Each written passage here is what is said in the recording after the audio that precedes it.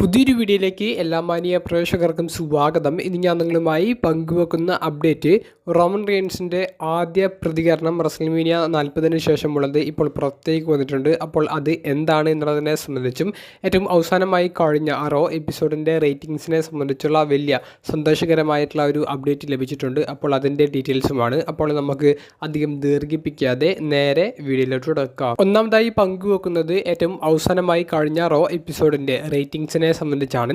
Raw എപ്പിസോഡിൻ്റെ റേറ്റിംഗ്സിനെ സംബന്ധിച്ച് നമുക്ക് കിട്ടുന്ന അപ്ഡേറ്റ്സ് അനുസരിച്ച് വമ്പൻ കുതിച്ചുകയറ്റമാണ് റോ എപ്പിസോഡിന് ഉണ്ടായിരിക്കുന്നത്.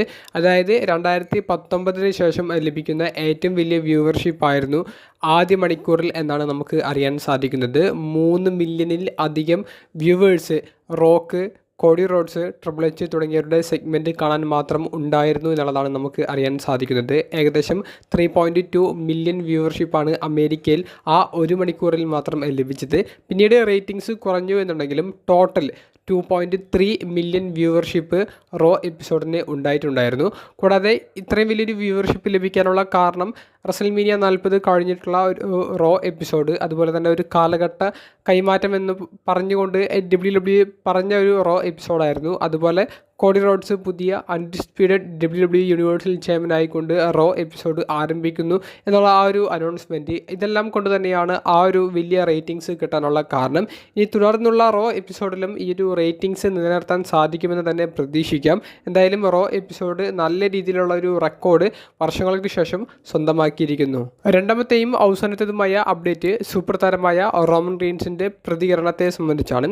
റസൽമേനിയ 40-ൽ പരാജയപ്പെട്ടതിന് ശേഷം വളരെ വിഷമത്തോടു കൂടി റോമൻ റെയിൻസ് ബാക്ക് സ്റ്റേജിലേക്ക് പോകുന്ന വീഡിയോസും ഫോട്ടോസും ഒക്കെ സോഷ്യൽ മീഡിയയിൽ നിന്ന് നമുക്ക് ലഭിച്ചിരുന്നു. പിന്നീട് WWE തന്നെ ഔദ്യോഗിക സോഷ്യൽ മീഡിയ പ്ലാറ്റ്ഫോമിലും അത്തരത്തിലുള്ള വീഡിയോസ് ഇപ്പോൾ അപ്ലോഡ് ചെയ്ത് തുടങ്ങിയിട്ടുണ്ട്. എന്നാൽ റോമൻ റെയിൻസിൻ്റെ പ്രതികരണമൊന്നും നമുക്ക് ഇന്നലെ രാത്രി വരെ എവിടെയും കാണാനോ കേൾക്കാനോ സാധിച്ചിരുന്നില്ല. എന്നാൽ റോമൻ റെയിൻസിൻ്റെ സ്വന്തം സോഷ്യൽ മീഡിയ പ്രൊഫൈലിൽ തന്നെ റോമൻ റെയിൻസ് പുതിയൊരു കുറച്ച് സെക്കൻഡുകൾ ദൈർഘ്യമുള്ള ഒരു വീഡിയോ പോസ്റ്റ് ചെയ്തിട്ടുണ്ട്. അപ്പോൾ അദ്ദേഹം അതിന് ക്യാപ്ഷനും കൊടുത്തിട്ടുണ്ട്. കഴിഞ്ഞ ദിവസം ഞാൻ വിലപിക്കുകയായിരുന്നു, അതായത് പരാജയപ്പെട്ടതിൽ കരയുകയായിരുന്നു എന്നുള്ള ഒരു അർത്ഥമാണ് കൊടുത്തിട്ടുള്ളത്.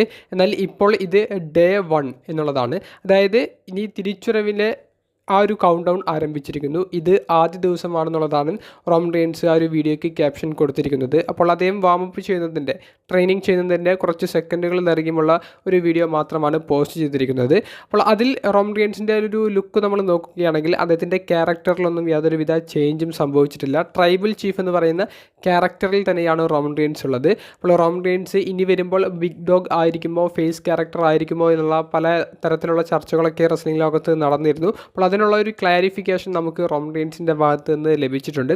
അപ്പോൾ ഇതാണ് റോമൻ റെയിൻസിൻ്റെ ആദ്യ പ്രതികരണമായി റോമൻ റെയിൻസ് തന്നെ സോഷ്യൽ മീഡിയയിൽ പോസ്റ്റ് ചെയ്തിട്ടുള്ളത്. ഇനി നിങ്ങളുടെ അഭിപ്രായങ്ങൾ കമൻറ്റ് ബോക്സിലൊന്ന് രേഖപ്പെടുത്തുക. അപ്പോൾ അടുത്തൊരു വീഡിയോയുമായി കാണുന്നത് വരെ ബൈ.